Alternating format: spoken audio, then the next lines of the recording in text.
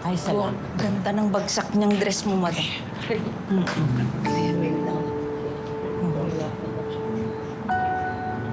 Ay.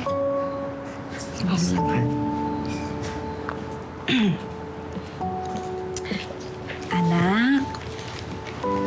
Ay, siya ay nakasimangot na naman tayo eh. Ano bang iniisip mo? Nay, naisip ko lang po kasi bakit hindi po ako kasing talented ng mga kaibigan ko. Ay, siya anak. Ay, bakit mo naman nasabi yan?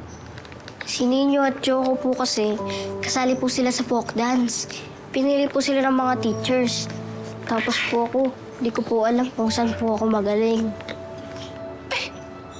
Ay, siya saan pa ba? Di ang kumain, ng kumain, ng kumain. Oh, Nay naman eh. biro lang, anak.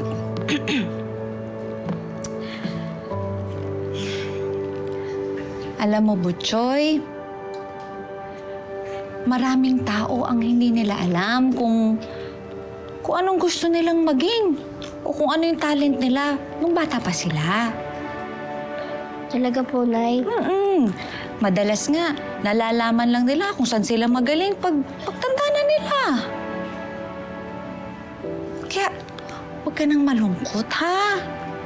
Ang importante, anak, alam mo, maging masaya ka lang, mag-enjoy ka sa mga bagay-bagay na gusto mong gawin. Tiga, darating ang panahon, Butchoy. Maniwala ka sa akin. Malalaman mo rin kung saan ka magaling. Tama ka po siguro, Nay. Enjoyin ko po muna kumain na kumain. Ay, ito pa, anak! Malay mo. Ay, siya'y balang araw, anak. Baka magiging magaling kang chef. Diba? Ay, gusto ko po yun, Nay. Oo. Kung merong Madam Chonas kakanin, malay mo magkakaroon tayo ng Butchoy's Lugawan. Oo, kaya parisan. Diba? Oh, huwag ka nang malungkot, anak. Oh, tingi.